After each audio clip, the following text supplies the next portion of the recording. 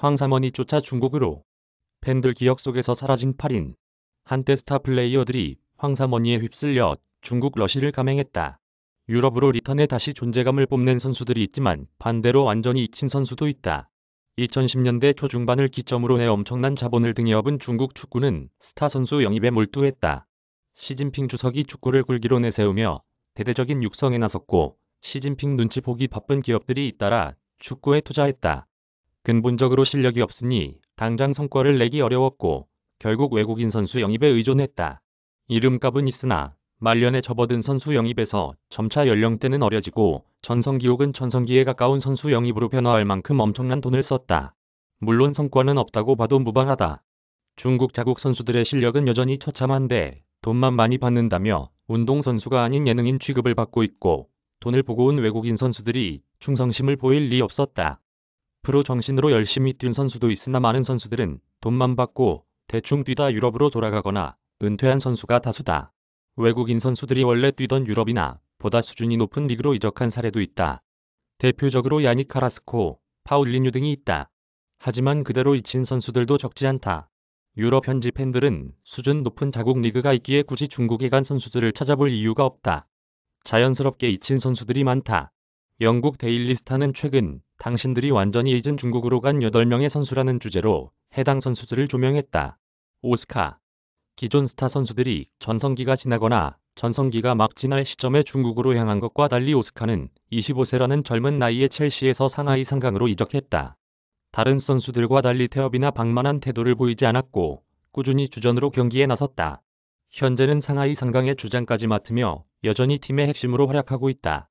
당시 오스카는 트로피보다 가능한 많이 번 후 은퇴하는 것도 좋은 방법이다라는 매우 솔직한 대답으로 중국 이적을 결심한 이유를 밝혔다.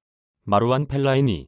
잉글랜드 프리미어리그에서 10년 넘게 뛴 펠라이니는 2019년 맨체스터 유나이티드를 떠나 산둥 루넝 타이산으로 이적했다.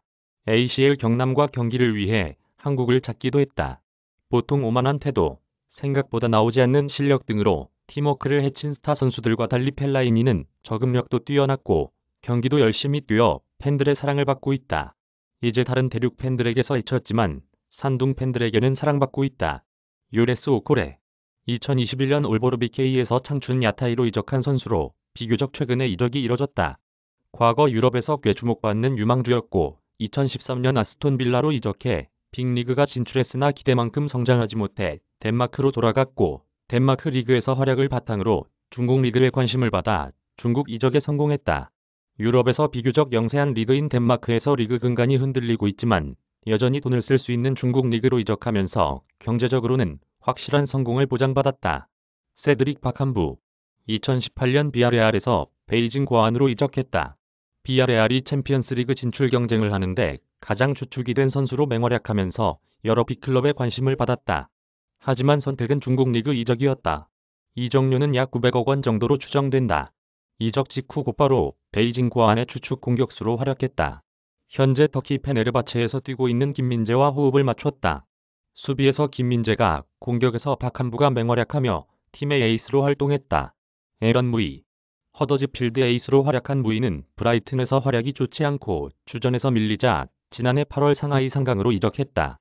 이적 후에는 오스카와 호흡을 맞추고 있다. 상하이에서 22경기 출전, 2골 3도움으로 기대만큼의 활약은 하지 못하고 있다. 헐크. 중국 황사머니의 상징과 같은 선수다. 팬들도 황사머니 하면 가장 먼저 헐크를 떠올린다. FC 포르투에서 전성기를 맞았고 많은 빅클럽에 관심을 받았지만 2012년 제니트 상트페테르부르크로 이적해 다소 아쉬움을 남겼다. 이어 2016년 상하이 상강으로 이적하면서 빅클럽과 인연을 맺지 못했다. 빅클럽 이적이 당연할 것이라 여겨진 선수이기 때문에 팬들의 실망도 컸다. 하지만 상하이 상강 이적 후 확고부동한 주전 스트라이커로 활약했다. 이후 이적한 오스카와 호흡을 맞추며 상하이 상강을 중국 리그 전통의 강으로 발전시켰다. 이후 나이가 들면서 활약도 떨어졌고 지난해 12월 아틀레티쿠 미네이루로 이적하면서 고향 브라질로 돌아갔다. 중국 이적 후에도 꽤 관심을 받았으나 막판에는 축구적 관심도가 떨어졌다. 하지만 아이러니하게도 축구 외적인 사생활로 주목받았는데 어린 나이에 결혼한 조강지처를 버리고 조강지처의 조카와 만나고 아이까지 낳는 전대미문의 스캔들을 탄생시켰다. 잭슨 마르티네스. 마르티네스는 2016년 마드리드에서 광저우 헝다로 이적했다. 포르투에서 3시즌 동안 92골을 넣으며 B클럽의 관심을 받았고 이후 마드리드로 이적했다. 하지만 마드리드에서 다소 부진했고 1년도 되지 않아 광저우 헝다로 떠났다. 하지만 광저우 헝다에서도 활약은 미비했다. 비싼 돈 들여 영입했으나 경기력이 매우 부진했고 ACL 명단에서도 제외되는 등 수모를 겪었다. 이후 2018년 포르티모넨스로 이적하며 포르투갈 리그로 돌아갔고 2020년 발목 부상으로 은퇴했다. 하미레스, 오스카보다 앞서 첼시에서 중국 리그로 이적한 선수다. 2016년 첼시를 떠나 장수 순닝의 둥지를 틀었다.